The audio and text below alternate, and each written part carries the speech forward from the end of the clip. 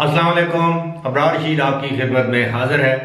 और जिस तरह मैं अपनी गुज़श्ता वीडियोज़ में ज़िक्र करता रहा हूँ, तज़किरा करता रहा हूँ कि किस तरह यूएई के ताल्लुकात जो हैं वो इसराइल के साथ बहाल हुए और यूएई के अंदर गुज़श्ता दिनों हनुका का जो यहूदियों का त्यौहार है, जिसको हम ये भी कह सकते हैं कि उनका न्यू ईयर, नया साल, उसका त्यौहार भी वहाँ बड़े जोशो खरोश से मनाया गया।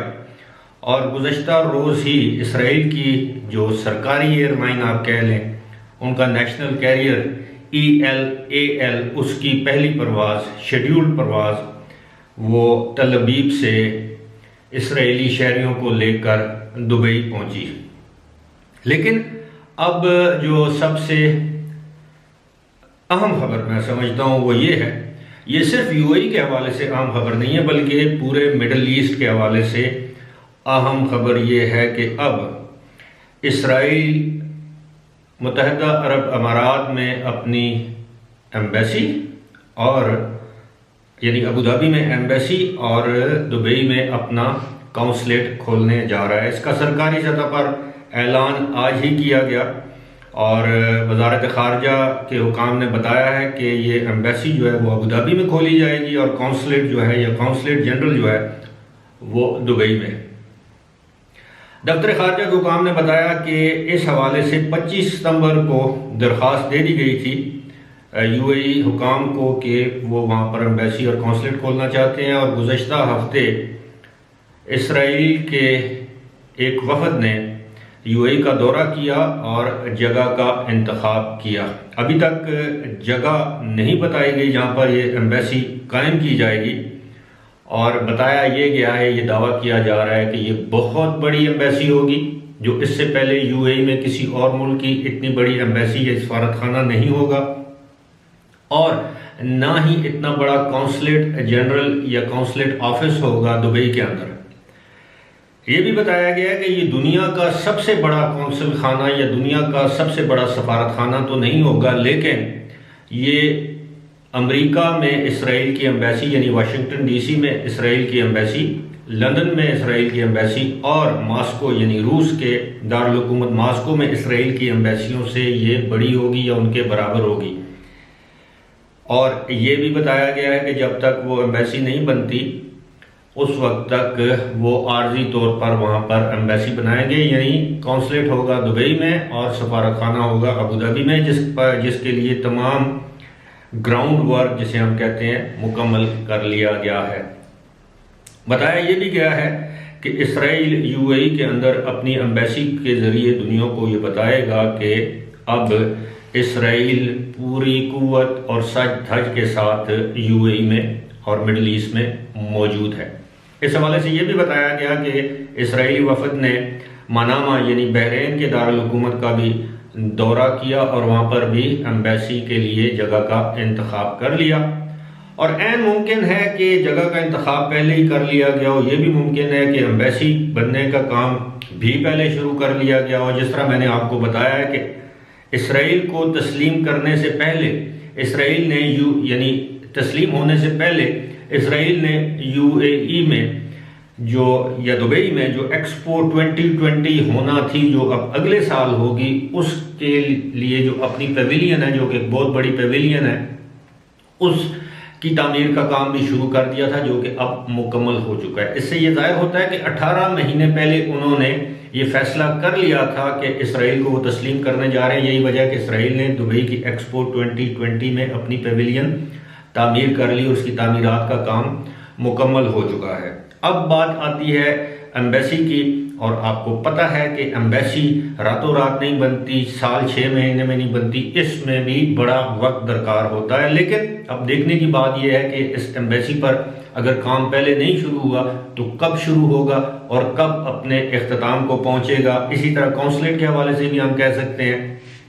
तो अब एक चीज़ तो जैसे मैं कहता हूँ कि साफ जाहिर है कि अगर इसराइल यूएई के अंदर इतनी बड़ी एम्बेसी बनाता है तो इसका मकसद क्या होगा। एम्बेसी आपको पता है कि इसराइल की आबादी इतनी ज़्यादा नहीं है, यूएई की आबादी इतनी ज़्यादा नहीं है कि इतने बड़े पैमाने पर, इतनी बड़े रकबे पर एम्बेसी बनाई जाए या उसमें इतने बड़ी तादाद में स्टाफ को रखा जाए। लेकिन इरादे तो कुछ और हैं, और आप सबको मालूम है इसराइल के इरादे हैं एक्सपेंशनिज्म के, अपनी रियासत को ग्रेटर इसराइल में तब्दील करना। और ग्रेटर इसराइल को कैसे तब्दील किया जा सकता है, या ग्रेटर इसराइल में कैसे तब्दील किया जा सकता है?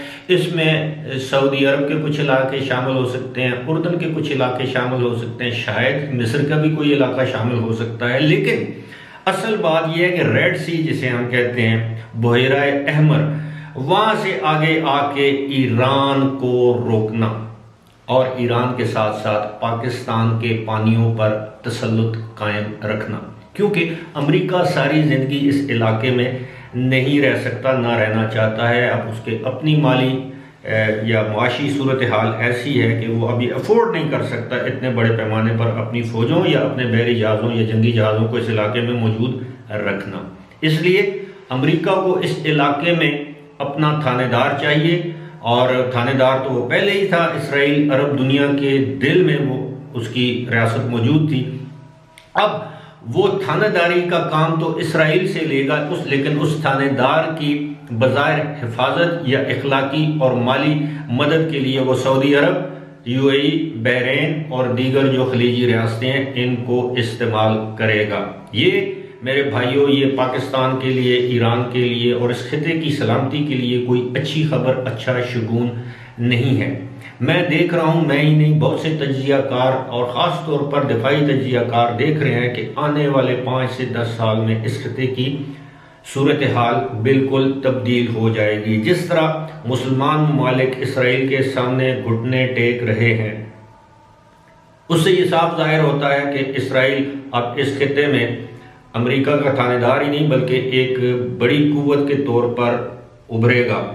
और बहुत से लोग ऐसे भी हैं जो कि ये चाहते हैं कि इसराइल के साथ ना सिर्फ अरब ममालिक बल्कि दीगर मुसलमान ममालिक भी अपने तल्लुकात कायम कर लें। अभी गुज़श्ता हफ्ते ही अगर आप देखें, मराकश जिसे हम मोरक्को कहते हैं या अंग्रेजी में मोरक्को कहते हैं, मराकश ने भी इसराइल को तस्लीम कर लिया।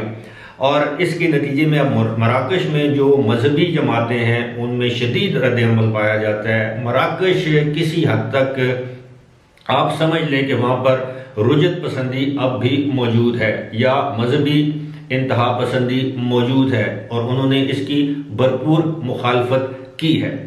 अब बाकी मुसलमान ममालिक पर यह दबाव है कि अगर आप इसराइल के साथ तल्लुकात रखेंगे तो आप उस पर मौसर तरीके से फ़लस्तीन की रियासत के लिए मुज़ाकरात कर सकते हैं या मौसर तरीके से दबाव डाल सकते हैं। लेकिन बात यह है कि अगर जिनका अपना झगड़ा है, यानी अरबों का और उन मुसलमान ममालिक का, फ़लस्तीन, जॉर्डन, इजिप्ट, सऊदी अरब, यूएई, बहरीन, कुवैत, किसी हद तक आप दीगर कतर को भी कह सकते हैं। कतर के पहले ही इसराइल के साथ तल्लुकात थे, तुर्की के पहले ही तल्लुकात थे, तुर्की ने और जॉर्डन ने पहले इसराइल को तस्लीम कर लिया था।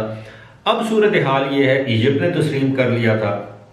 अब सूरत हाल ये है कि अब आप देखिए कि गुज़श्ता आप ये समझ लें कि 2-3 महीनों के अंदर सूडान ने इसराइल को तस्लीम कर लिया है, बहरीन ने कर लिया है, यूएई ने कर लिया है और मोरक्को ने कर लिया है। एक आध मुल्क मेरे जहन से उसका नाम अभी नहीं आ रहा मेरे जहन में, तकरीबन 5 ममालिक ने इसराइल को गुज़श्ता 2-3 महीने के अंदर अंदर तस्लीम कर लिया। तो अब इस बात की बहस शुरू हो चुकी है कि पाकिस्तान को क्या ज़रूरत है कि दूसरे के झगड़ों को अपना झगड़ा बनाकर इसको जारी रखे, जबकि वो ममालिक जिनके साथ इसराइल का असल तनाज़ा था वो इसराइल के दोस्त बन रहे हैं, इसराइल को तस्लीम कर रहे हैं, उनके सफारतखाने एक दूसरे के ममालिक में खुल रहे हैं, उनकी परवाज़ें एक दूसरे के ममालिक में जा रही हैं। सऊदी अरब ने अपनी फ़ज़ाई हदूद इसराइल से आने और जाने वाली परवाज़ों के लिए खोल दी हैं, बशमूल इसराइली परवाज़ों के। सऊदी अरब के हुक्मरान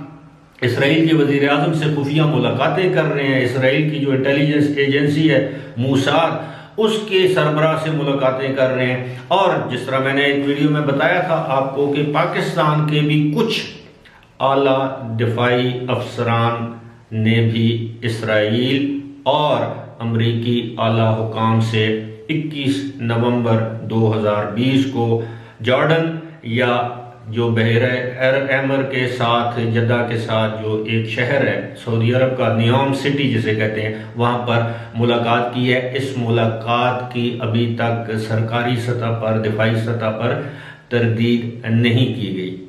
फिलहाल इसी के साथ मुझे दीजिए इजाज़त। खुदा हाफिज़।